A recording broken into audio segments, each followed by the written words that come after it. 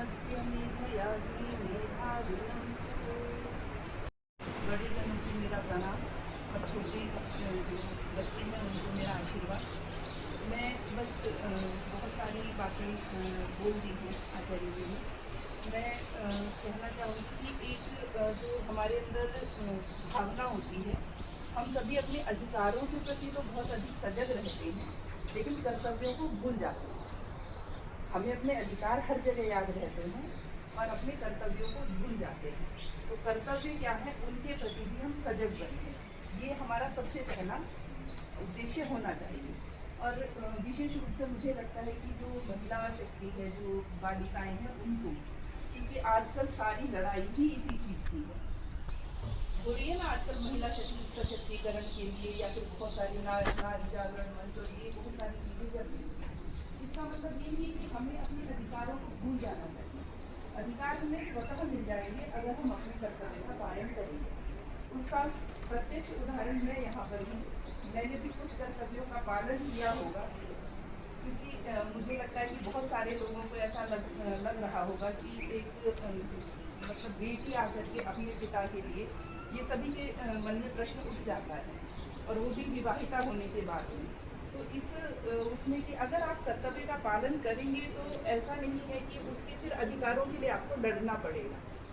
ठीक है, तो अपने आप को इतना सक्षम बनाओ कि आप उस अपने कर्तव्यों का पालन बिल्कुल सहज मन से कर पाए।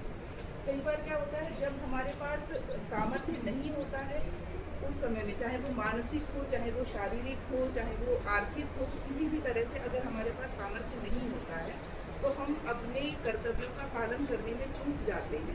और फिर क्या वहाँ से शुरू होती है कि अधिकारों की लड़ाई, कि हमें अधिकार पाने के लिए फिर लड़ाई करने की आवश्यकता पड़ने लगती है।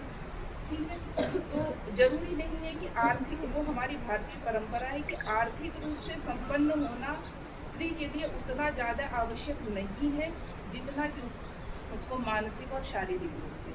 अगर हम मानसिक रूप से सुदृढ़ होंगे तो हम किसी भी परिस्थिति में अपने आप को ढाल पाएंगे और अपने कर्तव्यों का पालन करते हुए अपने अधिकारों को स्वतः ही प्राप्त कर लेंगे। और दूसरा है हमारी संकल्प शक्ति। मैंने मंत्र बोला या मेधा, तो हम यहाँ पर रोज अच्छी बुद्धि की प्रार्थना करते हैं कि भगवान हमें, हमारी बुद्धि जो है वो सुमार्ग की ओर अग्रसर हो।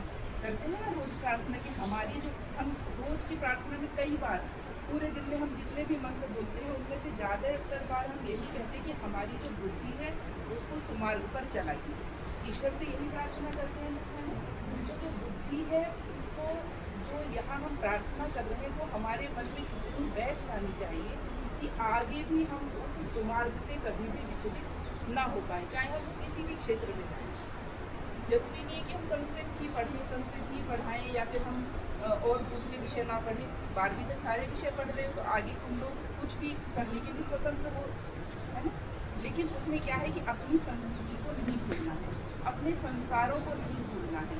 हम आज जिस बुद्धि के लिए यहाँ पर रोज प्रार्थना करते हैं कि हमारी बुद्धि जो है वो अच्छी हो, हमारे पूर्वजों ने जिस बुद्धि के कारण से अपनी यश और कीर्ति को फैलाया है, तो हम उस बुद्धि और मेधा से खुद भी युक्त हों और आगे चल करके हम भी उन्हीं की तरह कुछ ना कुछ ऐसे काम करें जो कि उनकी कीर्ति में एक और जो लाइन है स्वर्णाक्षरों में लिखी जाए।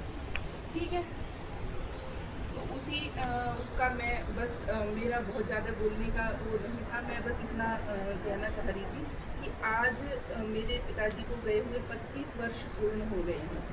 इन 25 वर्षों में मेरी माँ को उन्होंने बस अंतिम समय में एक संदेश दिया था कि बच्चों को योग्य जरूर बनाना है। उन्होंने बस उस एक लाइन को पकड़ा। मेरी माँ जो है वो पढ़ी हुई नहीं है, उन्होंने घर पे रह करके काम किए, बहुत सारे उस तरह से हम लोगों के लिए अपना पूरा जीवन समर्पित कर दिया। बहुत सारे ऑप्शन थे उनके पास कि अपने मायके जा सकती थी, अपने दूसरा विवाह कर सकती थी। बहुत 30 वर्ष की आयु थी उस समय उनकी, लेकिन उन्होंने उन सभी चीज़ों को छोड़ करके बस केवल एक बात, वो जो पढ़ी नहीं थी, उन्होंने केवल उस एक वाक्य को लेकर के हम भाई बहनों के पीछे अपना पूरा जीवन समर्पित कर दिया।